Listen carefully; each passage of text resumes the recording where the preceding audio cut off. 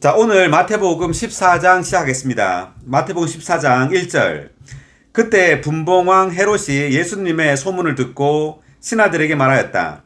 이 사람은 침례자 요한이요. 그가 죽은 사람들 가운데서 살아났소.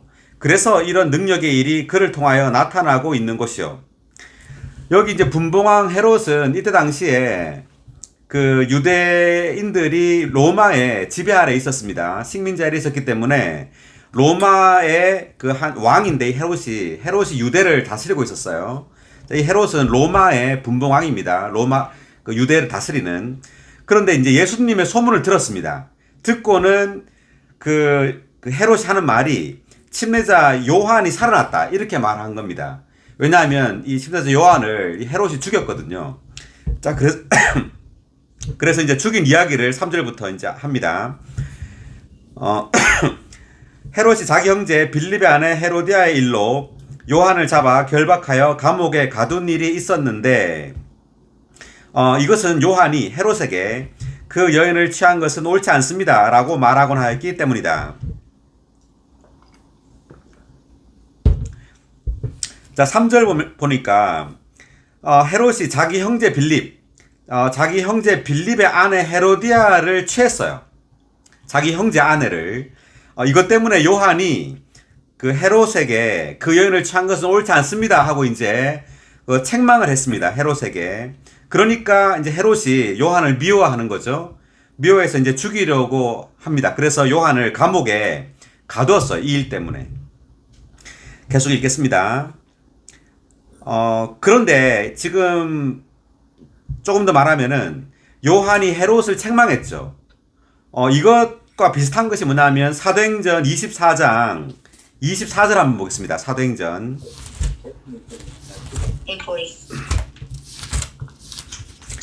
24장. 바울도 지금 로마의 왕을 책망하는 장면이 나오는데 바울도 감옥에 갇혔을 때요. 사도행전 24장 24절 25절을 미나자매가 한번 읽어볼래요? 며칠 후에 벨릭스가 자기 아내인 유대 여자 드루실라와 함께 와서 바울을 불러내어 그리스도 예수님을 믿는 일에 대한 강론을 들었다. 바울이 의와 자제와 장차 올 심판에 관하여 강론하자 벨릭스가 두려워하며 말하였다. 지금은 가 있으시오. 기회가 있으면 다시 부르겠소. 자, 여기 이제 사도행전 24장을 보니까 벨릭스라는 사람이 로마의 어떤 왕입니다.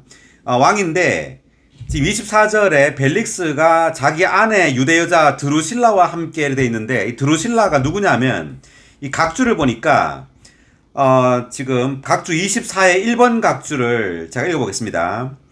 헤롯 아그리파 왕의 딸이다. 이 드루실라가 아그리파 왕의 딸인데 그 여자는 자기에게 매혹된 벨릭스에게 설득되어 자기 남편을 버리고 그와 결혼했다. 이것은 로마 정치인인 벨릭스의 무절제와 부패를 보여준다. 자, 그래서 지금 바울이 25절에서 이 벨릭스에 대해서 벨릭스가 얘기를 하면서 이런 말을 하잖아요. 의와 자제와 장차올 심판에 관하여 강론했어요. 벨릭스에게 말을 했어요. 그랬더니만 벨릭스가 두려워한 겁니다. 여기 이제 의와 자제와 장차올 심판. 25절의 1번 각주를 어머니 한번 읽어주시겠습니까? 네.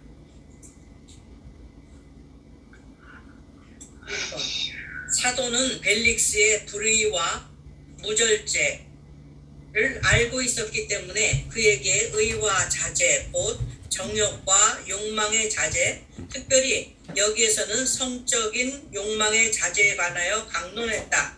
장차 올 심판은 사도가 24장 15절에서 전판 불의한 사람들의 부활과 관련된다.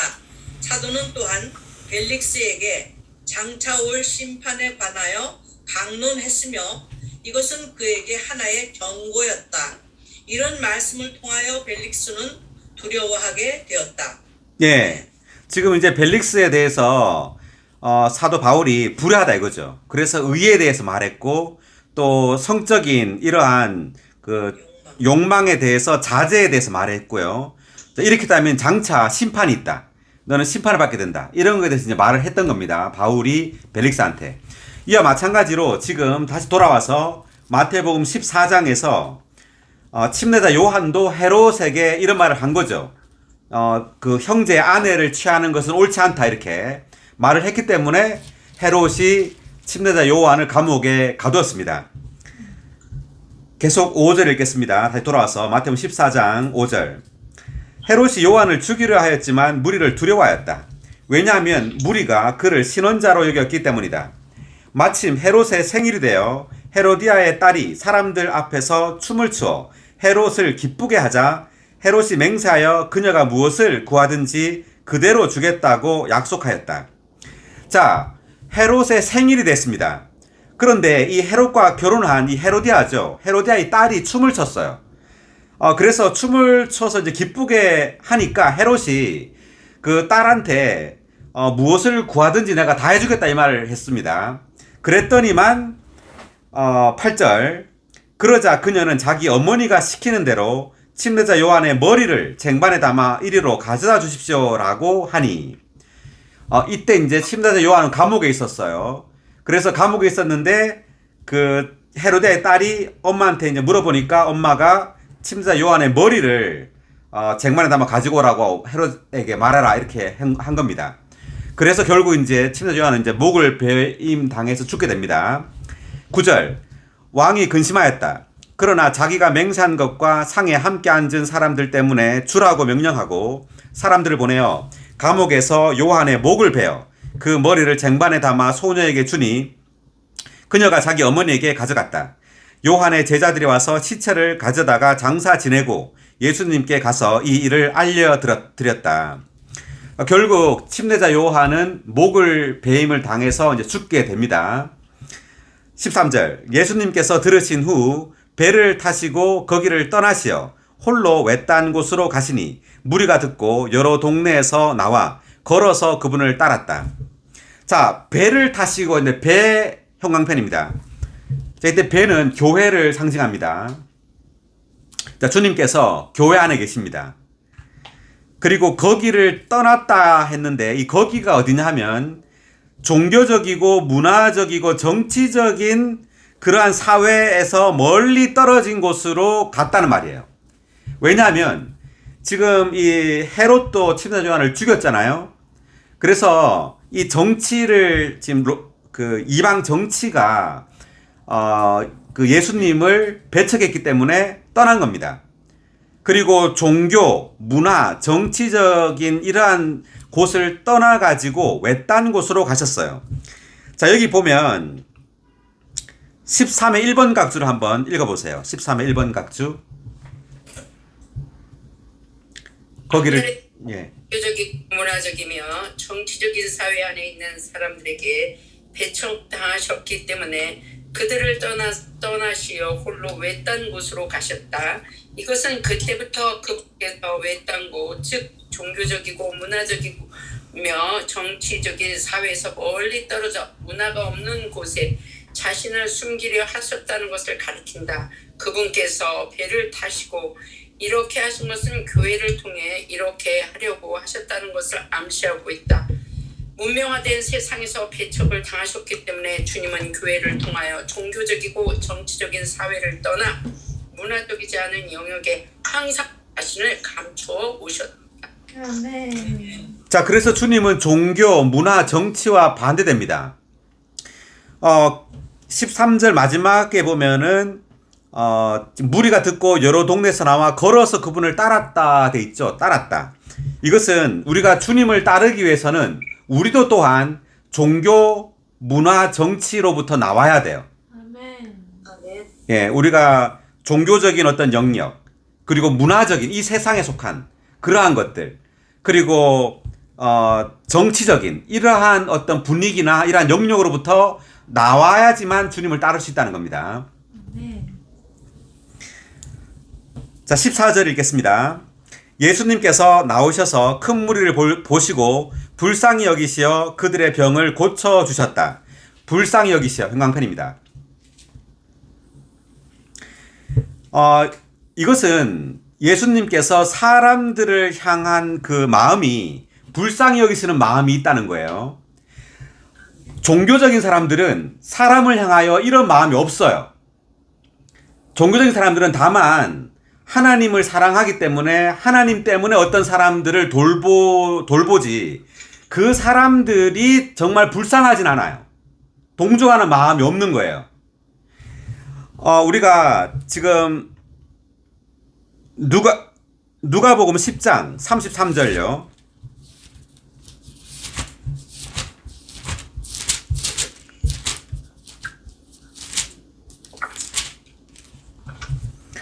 누가복음 10장 33절 읽어볼까요? 자, 어떤 사마리아 네. 여인에 대한 비유입니다. 그러나 한 사마리아인이 여행을 하다가 그에게 와서 그를 보고 불쌍히 여겨 있죠. 자, 위에 지금 31, 32절을 보면 마침 한 제사장이 그 길로 내려가다가 그를 보고는 피하여 지나갔다 돼 있죠. 32절도 보니까 마찬가지로 레위인도 그곳에 왔다가 그를 보고는 피하여 지나갔습니다. 그러나 한 사마리아인은 여행을 하다가, 이때 사마리아인은 예수님입니다. 예수님께서 여행을 하다가 그에게 와서 그를 보고 불쌍히 여겨. 그래서 종교적인 사람들은 이러한 사람들을 볼 때 불쌍히 여기는 마음이 없어요. 그렇지만 우리가 주님의 생명에 의해서 적셔지고 주님을 사랑하면 할수록 사람을 볼 때 불쌍히 여기는 마음이 있게 됩니다. 아멘. 이게 아주 큰 특징이에요. 우리가 교회생활을 하면서도 알 수 있습니다. 사람을 향하여 불쌍히 여기는 마음을 가지고 있는가 없는가. 이것이 종교적인 사람과 그렇지 않은 사람의 아주 큰 특징입니다. 아멘. 자, 그래서 다시 돌아와서 마태복음 14장 14절을 읽었습니다. 방금. 불쌍히 여기시어 그들의 병을 고쳐주셨다. 다만 병들었기 때문에 고쳐주는 것이 아니라 불쌍히 여기신 겁니다. 15절, 저녁이 되자 제자들이 예수님께 나와 이곳은 외딴 곳이고 때도 이미 늦었으니 무리를 보내시어 그들이 마을에 들어가 음식을 사 먹게 하십시오 라고 하니, 자, 음식을 사 먹게 하십시오 형광펜입니다.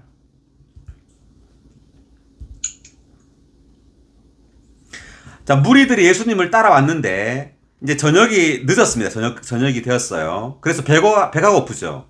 그랬더니 제자들이 예수님께 하는 말이 그들로 하여금 마을에 가가지고 음식을 사 먹게 하라고 했습니다. 그랬더니 주님이 뭐라고 했게요? 그럴 필요가 없습니다. 예, 그럴 필요가 없습니다. 여러분이 그들에게 먹을 것을 주십시오 라고 했습니다. 자, 여러분이 그들에게 먹을 것을 주십시오 형광펜입니다.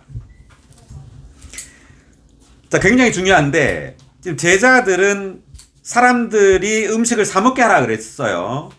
자, 근데 예수님은 여러분이 그들에게 먹을 것을 주십시오. 자, 이것은 제자들은 율법의 원칙입니다. 음식을 사 먹게 하십시오. 그들 스스로 사 먹게 하라는 겁니다. 그런데 16절에 주님의 말은 은혜의 원칙이에요. 율법의 원칙은 요구하는 겁니다. 할 수가 없는 사람들한테 하라고 요구하는 거예요. 그런데 은혜의 원칙은 공급하는 거예요. 아멘. 자, 예를 들어 집회에 누가 안 나왔어요. 그럼 우리는 어떻게 해야 되느냐면 계속 집회에 나오라고 전화만 할 게 아니라 우리가 어떻게 해야 돼요? 가져가요. 우리가 가야죠. 우리가 그 사람 집에 가야 됩니다. 우리가 누린 그리스도를 다만 공급하면 되죠. 집회에 나오고 안 나오고가 중요한 게 아니에요. 그리스도를 공급하면 자연히 나오게 돼 있어요. 아멘. 그죠?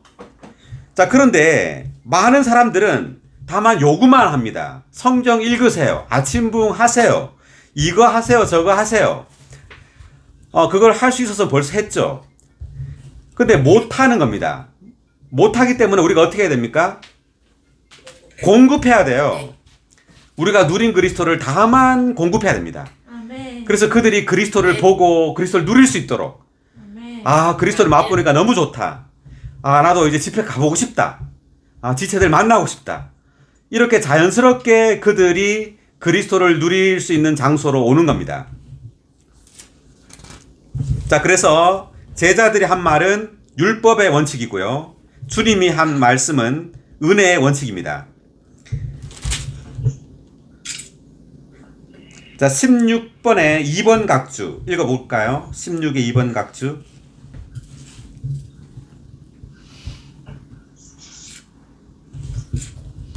제자들은 주님께 무리를 보내시어 그들이 음식을 사 먹게 하시라고 말씀드렸다. 그러나 주님은 먹을 것을 무리에게 주라고 제자들에게 말씀하셨다. 제자들의 관념은 사람들에게 무엇인가를 하라고 요구하는 것이며 이것은 율법의 원칙이다. 그러나 주님의 관념은 사람들에게 누릴 것을 주라는 것이며 이것은 은혜의 원칙이다. 아멘. 자, 율법의 원칙, 은혜의 원칙 형광펜입니다. 율법은 요구하는 거죠. 그렇지만 은혜는 공급하는 겁니다. 자, 17절 읽겠습니다. 제자들이 여기 우리에게 있는 것은 떡 5개와 물고기 2마리 뿐입니다. 라고 하였다. 자, 떡이 몇 개죠? 5개. 떡이요? 예, 떡이 5개. 물고기 몇 개? 2마리. 2마리. 자, 이거를 한자 성어로 하면 뭐죠? 오병이요. 500병이요. 오병이어. 오병이어죠. 오병이어. 자, 이때 떡 5개, 물고기 2마리 형광펜입니다. 떡 5개. 이때 떡은 무슨 떡일까요?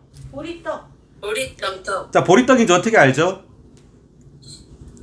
자, 요한복음 6장 9절 펴보세요. 요한복음 6장 9절. 똑같은 이야기가 요한복음 6장에 있습니다. 여기 한 아이가 보리떡 5개와 물고기 2마리를 가지고 있습니다. 그러나 이것이 이 많은 사람에게 무슨 소용이 있겠습니까? 네. 요한복음 6장 9절에서는 그냥 떡이라고 안 하고 보리떡 5개라고 돼 있습니다. 그죠? 자, 그래서 이 떡이 보리떡인 줄 알게 되는데, 보리는, 뭘 상징할까요? 부활. 부활. 네, 부활하신 그리스도입니다. 네, 부활하신 그리스도. 아멘. 지금 17번의 1번 각주를 한번 읽어보겠습니다. 17의 1번 각주. 요한복음 6장 9절은 이떡 5개. 잠깐만요. 잠깐만요, 자매님. 누가 읽고 있죠? 계시죠? 준자매님. 예, 준자매님 큰 소리로 읽어주세요. 큰 소리로. 요한복음 6장 9절은 이 떡 5개가 보리떡이라고 한다. 보리는 부활하신 그리스도의 예표이다. 아멘. 그러므로 보리떡은 우리의 음식이 되시는 부활 안에 계신 그리스도를 상징한다. 아멘. 떡은 식물 생명에 속함으로 그리스도의 생명에 산출하는 방면을 상징하며 물고기는 동물 생명에 속함으로 그리스도의 생명에 구속하는 방면을 상징한다. 자, 여기까지요. 네. 자, 여기까지. 지금 보니까 떡은 식물의 생명입니다. 그죠? 그래서 이 식물의 생명은 그리스도의 생명에 낳는 방면을 상징한다고 하네요. 낳는 방면. 그리고 물고기는 동물이죠. 동물의 생명은 피가 있기 때문에 그리스도의 생명에 구속하는 방면을 상징합니다. 구속하는 방면. 자, 그리고 이 떡이 지금 5개입니다. 그죠? 우리가 손을 한번 이렇게 펴보세요. 몇 개죠, 손가락이? 5개. 예, 5개죠. 손가락이 5개. 지금 이 손가락을 보니까, 몇 더하기 몇으로 되어 있어요, 지금 이 5가, 5개가. 1 더하기 4. 1 더하기 4죠, 지금. 1 더하기 4로 되어 있죠. 네, 이게 1은 누굴 상징할까요? 하나님. 하나님이죠. 예, 유일하신 하나님. 4는요? 사람. 피조물. 예, 피조물, 사람을 상징합니다. 그래서 이 5는 하나님과 사람이 더해진 거예요. 아멘. 아멘. 그래서 하나님과 사람이 더해질 때 5가 되는데, 그래서 우리가 이 손가락이 5개로 음식을 이렇게 잡을 수 있죠, 이렇게. 네. 음식을 잡을 수 있고, 일도 할 수 있고, 막 이 손가락 5개로 이제 다 할 수 있는데, 이건 바로 책임을 상징합니다. 책임. 아멘. 예, 우리가, 사람이 하나님과 더 많이 하나 될수록, 우리가 하나님을 더 많이 가질수록, 우리는 생명을 공급하는 책임을 더 가지게 돼요. 아멘. 다른 이들에게 더 떡을 공급할 수 있어요, 우리는. 예, 그러한 책임을 가지는 사람이 됩니다. 다른 이들에게 이 떡을 공급할 수 있는, 생명의 떡을 공급할 수 있는 책임을 가진 사람이 되는 거예요. 하나님이 많으면 많을수록. 자, 그리고 물고기는 몇 마리죠? 2마리. 두 마리 자, 이는 뭘 상징할까요? 증거. 예, 증거죠, 증거. 증거입니다. 증거. 한 사람이 뭘 말하면 확실하지 않아요. 근데 두 사람이 똑같은 말을 하면 확실하죠. 네. 예, 그래서 이제 증거가 이제 인데, 우리는 무엇을 증거하느냐면, 하나님을 증거해요. 증거. 예, 하나님을 증거하는 겁니다. 증거한단 말은 우리를 통해 하나님이 표현되는 겁니다. 아멘. 더 확실히 표현돼요. 우리가 주님을 누리면 누릴수록 우리를 통해서, 우리의 삶을 통해서 하나님이 더 많이 표현되고 증거됩니다. 아멘. 자, 하나의 예를 더 보면 10계명의 돌판이 몇 개였죠? 10계명. 2개. 두 개. 돌판이 2개예요. 10개의 계명을 적는데 하나님은 2개의 돌판을 사용합니다. 5계명, 5계명 이렇게 가지고. 자, 그래서 이 두 돌판, 이것 또한 지금 이 떡 5개 물고기 2마리와 같은 거예요.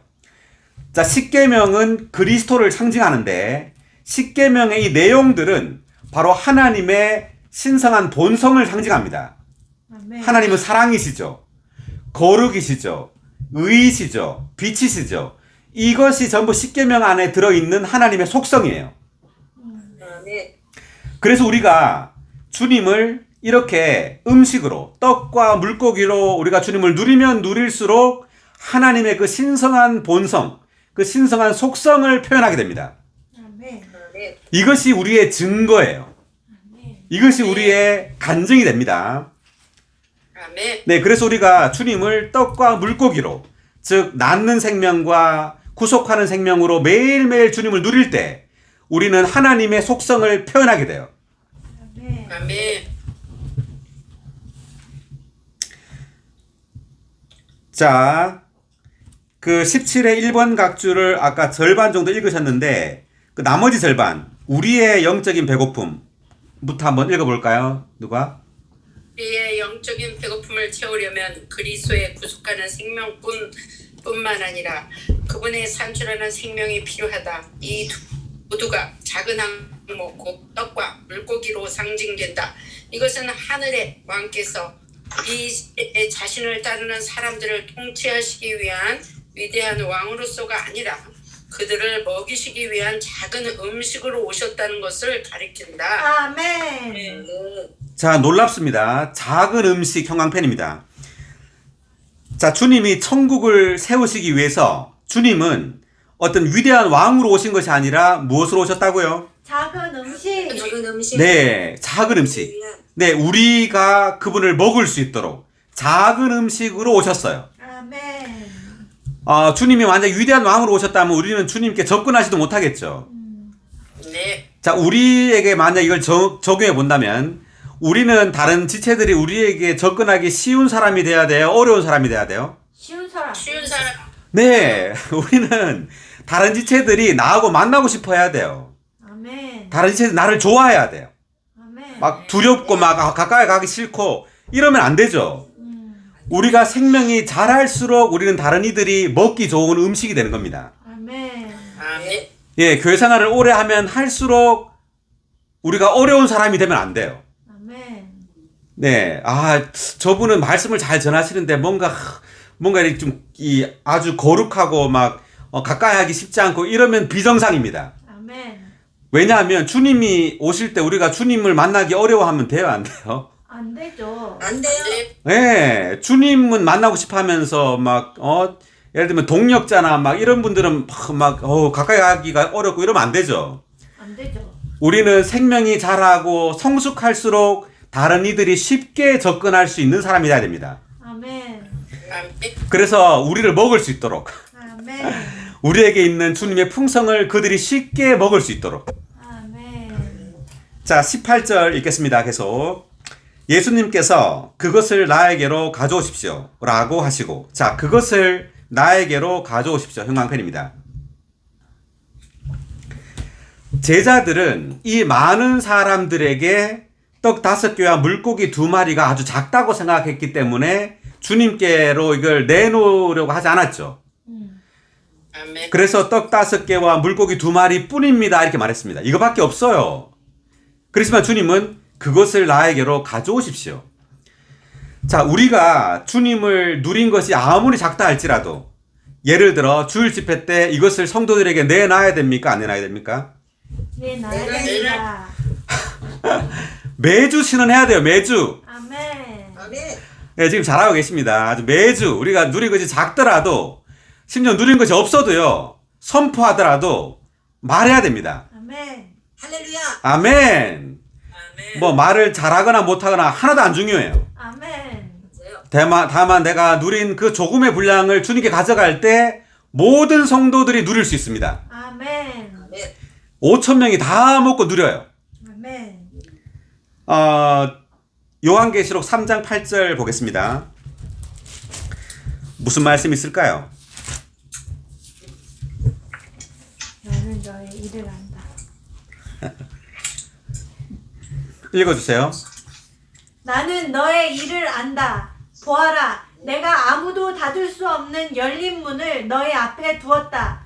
왜냐하면 내가 적은 능력을 가지고도 나의 말을 지켰고 나의 이름을 부인하지 않았기 때문이다.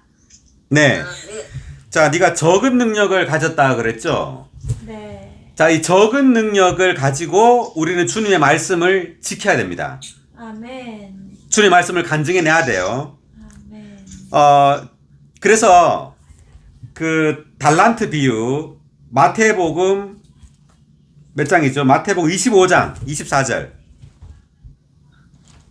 마태복음 25장 24절 25절 읽겠습니다. 그 다음에 한 달란트 받은 사람도 나와 주인님은 심지 않으신 데서 거두시고 키질하지 않으신 데서 모으시는 마음이 굳은 분이신 줄 알았으므로 두려워하며 물러가서 주인님의 달란트를 땅에 감추어 두었습니다. 보십시오. 주인님의 것이 여기 그대로 있습니다. 라고 하자. 자, 한 달란트 받은 사람. 이 사람은 주님이 씨를 뿌리지 않으신 데서 거두시고 키질하지 않은 데서 모으시는 마음이 굳은 분이신 줄 알았다 이렇게 말했죠. 사실 주님이 뿌리지 않은 것이 아닙니다. 주님은 씨를 뿌려서 이미 추수할 때가 돼가지고 다 익었어요. 곡식이. 그런데 누구도 나가서 복음을 전하지 않는 겁니다. 지금.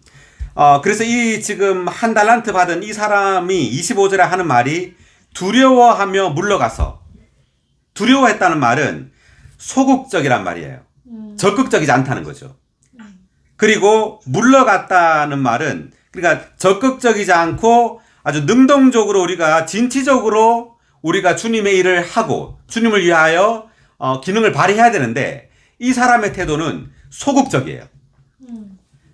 그래서 소극적인 사람은 절대로 이기는 자가 될 수 없습니다. 아멘. 우리가 저번에 봤지만 천국이 맹렬히 탈취당하고 있죠. 자, 맹렬하다는 말은 방해가 심하다는 말이에요. 그래서 우리가 천국 안으로 들어가기 위해서는 반드시 싸워야 됩니다. 아멘. 신원도 싸우는 거예요. 그죠? 네. 방해가 아주 극심해요. 일어나지 못하게 하고 말하지 못하게 하고 우리를 소극적이게 하고 입을 열지 못하게 하죠.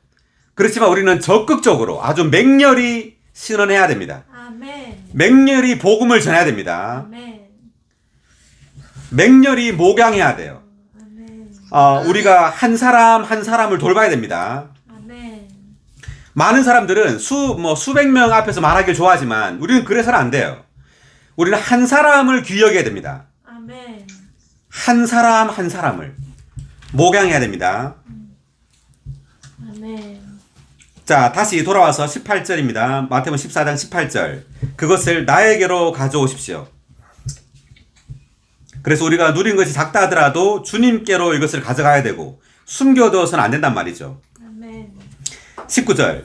무리에게 지시하시어 풀밭에 앉게 하신 후에 떡 5개와 물고기 2마리를 가지시고 하늘을 우러러보시며 축복하시고 떡을 떼시어 제자들에게 주시니 제자들이 무리에게 주었다. 자, 주님께서 떡을 가지시고 이제 무리에게 주기 전에 주님이 어떤 행동을 하셨습니까? 하늘을 우러러 하늘을 우러러 보시며 축복하셨어요. 네, 하늘을 왜 우러러 봤을까요? 공급의 근원이신 주님과 연결됐습니다. 네, 네. 축복의 근원이 자신이 아니란 말이죠. 하늘에 계신 아버지. 네, 축복의 근원이 아버지란 말입니다. 자, 우리는 반드시 근원이 바로 하늘에 계신 아버지라는 걸 반드시 깨달아야 됩니다. 아멘. 나에게서 온 것이 아니에요. 자, 그러면 내가 자랑하겠죠? 그렇지만 우린 자랑할 것이 없어요. 아멘. 우리로부터 나온 것이 아니기 때문에. 예, 다 아버지로부터 온 것이기 때문에. 아멘. 자, 그 다음 20절. 그들 모두가 배불리 먹었으며 남은 조각을 거두니 12바구니에 가득 찼고. 다 배불리 먹었는데 또 얼마큼 남았죠? 12바구니 12바구니. 자, 10이라는 숫자. 어떤 숫자죠? 10이라는 숫자가? 정말 영원. 네, 영원의 숫자입니다. 영원 안에서의 완전한 숫자입니다. 영원 안에서의 완전함. 몇 곱하기 몇이죠? 12가? 3 곱하기 2 4. 곱하기 4. 2 곱하기 6이라고요?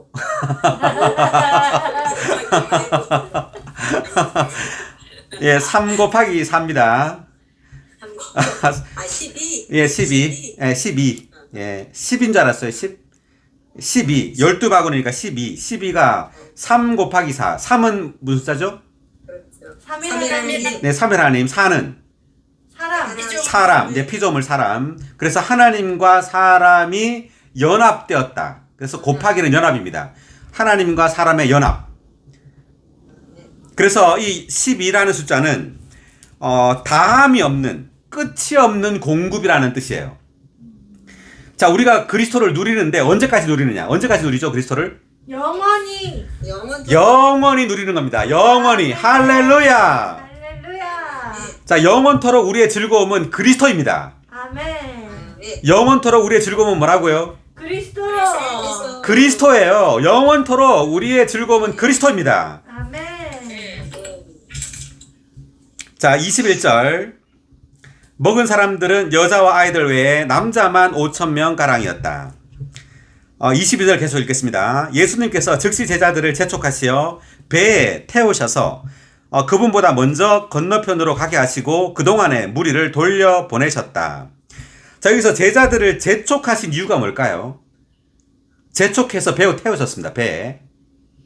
빨리 타라. 빨리 타. 이렇게 제자들을 배에 타라고 했죠. 왜냐하면 지금 주님의 이 떡 5개와 물고기 2마리로 5,000명, 남자만 5,000명 먹였으니까 엄청난 기적을 본 거죠, 사람들은. 그래서 예수님을 막 높이려고 했던 거예요. 예수님을 막 높이고 막 예수님을 왕으로 막 삼으려고 하고. 그래서 그 상황에서 빨리 피하신 거예요. 아멘. 재촉해서. 그래서 우리가 교회 안에서 우리가 어떤 일을 잘했다 하더라도 우리는 사람의 영광을 구해서는 안 된다는 겁니다. 사람으로부터 오는 영광이나 칭찬을 구해서는 안 된다는 말이에요. 아멘. 자, 배에 태우셨단 말은 이제 교회 안으로 이끄셨단 말입니다. 배에 태우셨다. 자, 그래서 그분보다 먼저 건너편으로 가겠단 말은 주님은 배에 안 탔단 말입니다. 배에 안 탔어요. 자, 23절. 무리를 돌려보내신 후에 그분은 기도하시러 홀로 산에 올라가셨고 밤이 되어도 거기 혼자 계셨다. 기도하시러 홀로 산에 올라가셨고 밤이 되어도 거기 혼자 계셨다. 형광펜입니다. 자, 주님께서 산에 올라가셨죠? 산 형광펜. 산은 뭐냐면 승천입니다. 승천. 주님은 죽고 부활해서 이제 산에 계십니다. 하늘에 계세요. 아멘. 주님은 하늘에서 뭐 하실까요, 지금? 기도. 우리를 위해 중보기도하고 계십니다. 네. 우리를 위하여 중보기도 하고 계십니다. 아멘. 자, 중보기도 하고 있다는 말을 찾아보겠습니다. 로마서 8장 34절.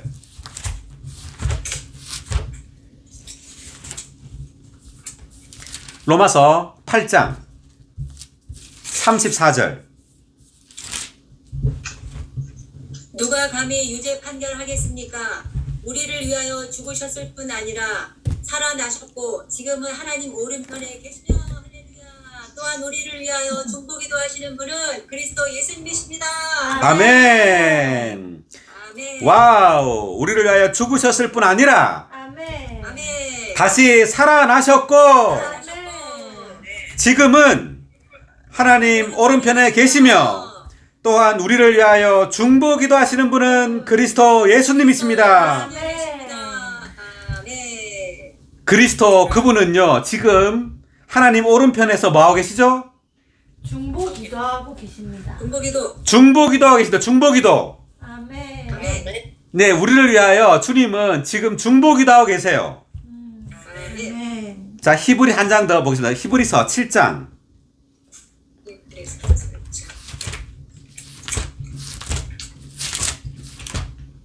25절. 25절.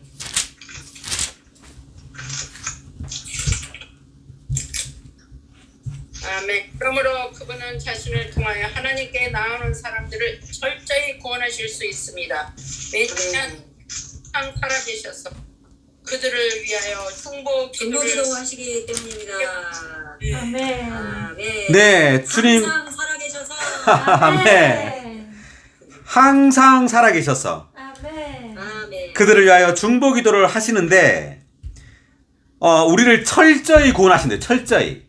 철저히. 자, 철저히란 말이 그 히브리어로 뭘 쓰시냐면은 완전히, 그리고 전적으로, 온전히, 끝까지, 영원토록 우리를 끝까지 구원하신대요. 영원토록 구원하신답니다. 아멘. 네, 이것을 위하여 주님은 우리를 위하여 중보기도 하고 계세요. 아멘. 감사합니다. 아멘. 아멘. 주님은 지금도 중보기도 하고 계십니다. 아멘. 아멘. 아멘. 완전히 끝까지 아멘. 온전 우리를 구원하소서. 아멘. 아멘. 자, 다시 돌아와서요. 14장 23절 보니까, 자, 홀로 산에 올라가셨는데 밤이 되어도 거기 혼자 계셨습니다. 자, 밤은 뭐냐 하면 교회 시대입니다. 지금 이 시대. 이 시대가 밤이에요. 주님이 오셔서 왕국 시대가 되면은 아침입니다. 지금은 밤입니다. 어두운 시대예요. 자, 지금 이 어둠의 시대에 지금 교회 시대죠. 이 시대에 주님은 우리로 하여금 철저히 구원 얻도록 하기 위해서 지금 산에서, 하늘에서, 하나님 오른편에서 중보기도 하고 계십니다. 아멘. 24절. 한편 배는 이미 바다 한가운데 있어 거슬러 부는 바람 때문에 파도에 시달리고 있었는데, 자, 배가 지금 어디에 있습니까? 바다 바다 한가운데. 한가운데 바다 한가운데 있습니다. 자, 이 배는 교회고 바다는 이 세상입니다. 근데 이 세상 바다에는 항상 뭐가 불죠? 바람이 불. 바람이 바람은 불죠. 네, 항상 바람이 붑니다. 자, 바람 형광펜인데 이 바람은 뭐냐면 고난과 반대와 어떤 시련과 박해, 한마디로 어떤 어려움들이에요. 자, 이 교회 시대가 밤인데 우리는 바다 위에 지금 떠 있습니다. 바다 위에 배에 떠 있는데 고요하게 떠 있는 것이 아니라 지금 막 거슬러 부는 바람을 맞으면서 시달리고 있어요.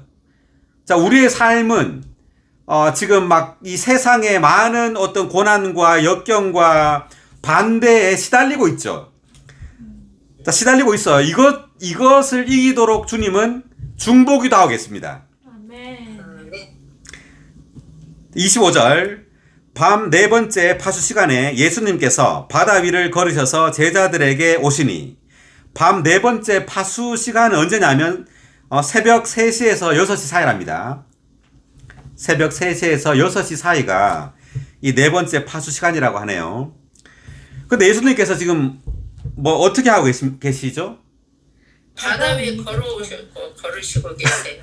바다 위를 지금 걸으시죠. 우리가 지금 마태복음 8장에서 보면은 주님은 그 바다, 이제 배 위에서 주무시다가 일어나가지고 그 바람과 바다를 꾸짖으셨죠. 꾸짖으셨어요. 예, 꾸짖어가지고 바람과 바다 잔잔하게 했는데, 지금은 잔잔하게 한 게 아니라 그 파도가 치는 그 바다 위를 걸으세요. 자, 이건 뭘 의미하냐면 주님이 바다 위를 걷는단 말은 이 모든 고난과 역경과 반대를 다 다스리고 있다는 뜻이에요. 아멘. 그 모든 것들을 다 통제하고 있다. 그 위에서 지금 걷고 있다는 뜻입니다. 아멘. 모든 것이, 모든 역경과 반대와 어려움은 모두 주님의 발 아래 있습니다. 아멘. 아멘. 왜냐하면 그분은 우주의 창조주이시고 통치자이시기라는 것을 증명하시는 것입니다. 아멘. 아멘. 네, 각주에 그렇게 남아있죠? 네. 예, 각주에 보니까 우주의 창조주이시요 통치자이십니다. 그분이. 자, 그래서 계속 보겠습니다. 26절. 제자들은 예수님께서 바다 위를 걸어오시는 것을 보고 매우 놀라 유령이다 라고 하며 무서워 소리질렀다. 예수님께서 즉시 그들에게 안심하십시오. 나입니다. 두려워하지 마십시오. 라고 하시자 베드로가 주님이시라면 나에게 명령하시어 물 위를 걸어서 주님께로 오라 하십시오. 라고 하니 예수님께서 오십시오. 라고 하셨다. 베드로가 배에서 내려 물 위를 걸어 예수님께로 갔으나, 자, 여기 보니까 베드로가 자기도 걷겠다는 거죠. 바다 위를. 자, 이것이 의미하는 건 뭐냐면 우리가 베드로인데, 자, 우리도 주님과 함께 물 위를 걸어야 돼요. 자, 우리도 주님과 하나 돼야 됩니다. 어떻게 하나 되느냐? 주님의 말씀을 믿고 이 모든 역경 위에 우리는 주님과 함께 서 있어야 됩니다. 아멘. 이 모든 역경과 반대 위에 주님과 함께 이 모든 것들을 다스려야 돼요. 자, 그래서 베드로가 주님처럼 물 위를 걸어서 예수님께로 갔습니다. 주님의 말씀을 믿은 거죠. 30절. 거센 바람을 보고 두려워하여 물에 빠져 들어가자 소리 지르며 주님, 나를 구원하여 주십시오. 라고 하였다. 자, 무엇을 보고 두려워했습니까? 거센 환경. 바람. 뭘? 거센 바람. 예, 거센 바람을 보고 두려워했죠. 자, 거센 바람. 자, 거센 바람은 지금 베드로는 주님을 보고 걸으면 되는데 바람을 봤어요. 그러니까 두려운 겁니다. 자, 이것은 우리가 환경을 볼 때 우리는 믿음을 잃어버립니다. 우리는 반드시 주님의 말씀을 믿고 의지해야 돼요. 아멘. 아멘. 네, 왜냐? 주님은 우주의 통치자이실 뿐만 아니라 또 우리의 그 믿음을 견고하게 하기 위해서 주님은 중보기도 하시죠. 아멘. 아멘. 지금 하늘에서 우리가 이러한 모든 역경 가운데 주님을 믿을 수 있도록, 주님을 붙잡을 수 있도록 주님은 중보기도 하고 계십니다. 아멘. 그래서 주님은 환경을 없애는 것이 아니에요. 환경을 없애는 것이 아니라 바다 위를 걸으시는 주님과 믿음으로 하나 되기를 원하시는 겁니다. 아멘. 그 모든 환경을 이겨야 됩니다. 아멘. 그럴 때 어떻게 되느냐 하면 31절 보니까 그러자 예수님께서 즉시 손을 내미시어 그를 붙잡으시며 믿음이 작은 사람이여 왜 의심하십니까? 라고 하시고 함께 배에 오르시니 바람이 그쳤다. 자, 함께 배에 오르시니 바람이 그쳤다. 형광펜입니다. 자, 우리는 주님을 즉 교회 안으로 모셔 들어와야 됩니다.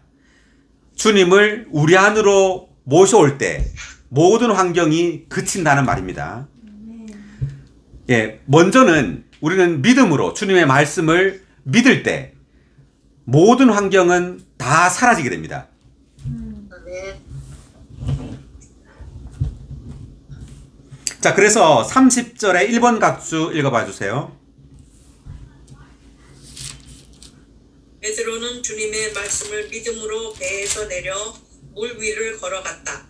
그러나 거센 바람을 보자 그의 믿음이 사라졌다. 그는 환경을 바라보지 말고, 즉 보이는 것을 따르지 말고 오직 주님의 말씀을 믿음으로 걸어갔어야 했다.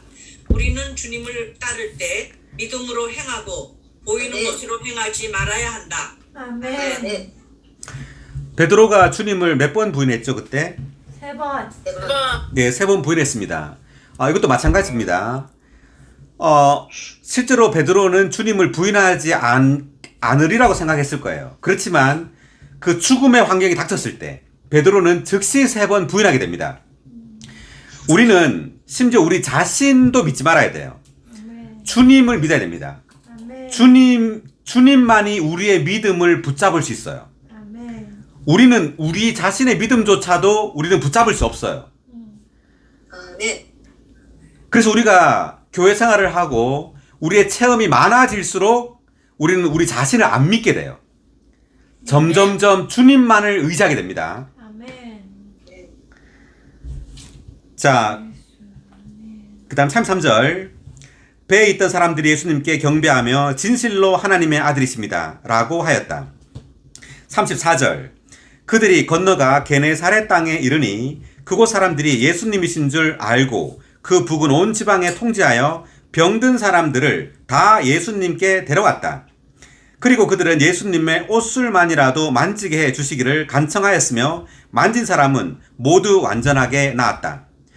자, 예수님의 어디를 만졌죠? 옷술. 옷을 자, 예수님의 옷술 형광펜입니다. 아멘.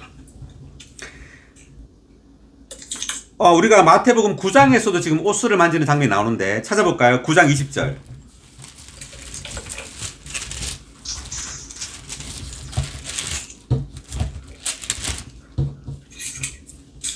(9장 20절) 보아라 12년 12년 동안 출혈로 고통받아 온 한 여인이 뒤에서 다가가서 예수님의 옷을 만졌는데 아멘. 자, 옷술을 만졌다. 우리가 그때 이제 설명을 했죠. 자, 이 옷술이 무엇을 상징하는 거죠? 하늘에 속한 행동. 사슬이 네. 지금 그 각주 20의 4번 각주를 읽어주세요. 그리스도의 겉옷은 그리스도의 의로운 행위를 상징하고 옷술은 하늘에 속한 다스림을 상징한다. 아멘. 하늘에 속한 다스림을 받는 그리스도의 행위에서 나온 미덕이 병을 고치는 능력이 된다. 아멘. 아멘. 자, 미덕이 능력입니다. 미덕이. 아멘. 이 옷술은 하늘에 속한 다스림인데 민수기 15장 38절에 보면은 의복 끝자락의 술에 청색 끈을 달게 하여라 되어 있습니다. 그러니까 청색 끈이 달려 있어요. 술에. 청색은 하늘이 무슨 색이에요? 하늘이? 하늘. 청색 예, 청색이죠. 그래서 이 청색 끈은 하늘에 속한 다스림을 받는 행동이에요. 옷이니까. 아멘. 우리가 하늘에 속한 다스림을 받는 행동을 할 때 이 출혈, 그러니까 이 생명이 빠져나가는, 우리의 생명이 빠져나가는 병으로부터 구원을 받을 수 있습니다. 아멘. 우리의 모든 삶에 있어서, 우리의 말과 행동에 있어서 우리는 반드시 하늘에 속한 다스림을 받아서 말하고 행동해야 됩니다. 아멘. 그렇지 않을 때 우리의 말과 행동을 통해서 생명이 줄줄줄 흘러나가요. 네, 출혈 흘러나가는 겁니다. 자, 다시 돌아와서 마태복음 14장 36절에 보니까 옷술을 만졌는데 모두 낫게 되었죠. 아멘. 자, 그래서 이것이 뭐냐면은 우리가 합당한 이 교회 생활이라는 것이 뭐냐면 예수님의 이러한 미덕, 하늘에 속한 이러한 미덕이 나타나는 생활이 교회 생활입니다. 아멘. 자, 그래서 주님의 이 신성한 능력이 지금 어디를 통해서 빠져나간 거예요? 옷술. 옷술을 통해서 나갔죠. 네. 옷술을 만지니까 나왔으니까. 그러니까 주님의 그 신성한 능력은 옷술을 통해서 나오는 겁니다. 즉 그분의 미덕을 통해서 그분의 신성한 능력이 나오는 거예요. 아멘. 자, 우리가 주님을 누릴 때, 주님의 생명을 누릴 때, 이 주님의 생명은 우리의 바깥의 말과 행동을 통해 표현되는 거예요. 아멘. 우리의 바깥의 말과 행동을 통해 주님의 그 신성한 생명이 우리로부터 표현되는 거죠. 아멘. 이러한 표현을 보고 사람들은 이제 이 교회를 보게 되고, 자, 33번의 1번 각주 읽어봐 주세요.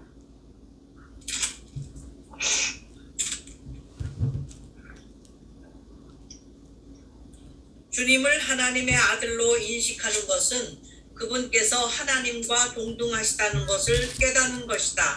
이것은 제자들이 주님의 신성을 인정했다는 것을 가리킨다. 네, 이게 지금 33절에 보면 진실로 하나님의 아들이십니다라고 말했죠.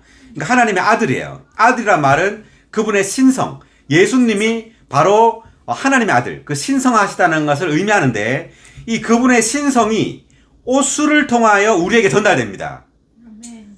자, 그래서 우리는 주님이란 성경 말씀을 통하여 그분의 신성한 미덕을 우리는 감상하고 그분의 신성한 미덕을 누릴 때 우리를 통하여 그분의 미덕이 흘러나오고 그럴 때 우리는 합당한 교회 생활을 할 수 있게 됩니다. 아멘. 자, 오늘 정리를 해보면요. 우리가 마태복음 13장에서는 주님이 씨 뿌리는 비유를 하셨습니다. 자, 이것은 주님이 생명의 씨로 우리 안에 뿌려주셨어요. 자, 그리고 마태복음 14장에서 떡 5개와 물고기 2마리. 이것은 주님이 우리 안에 생명의 씨로 뿌려주셨고, 이제 생명의 공급을 우리에게 하신단 말이에요. 아멘. 생명의 공급을 하시고, 이제 하늘에서 주님은 중보기도를 하세요. 우리가 이 바다에 부는 파도, 모든 역경과 반대와 고난을 이겨낼 수 있도록 주님과 하나 되도록 중보기도를 하십니다. 아멘. 그리고 우리는 또한 주님의 옷술, 주님의 그 신성한 미덕을 누림으로 합당한 교회 생활을 할 수 있게 된다. 이제 이것이 지금 13장, 14장에 있는 신성한 계시입니다. 아멘. 자, 오늘 여기까지 하겠습니다.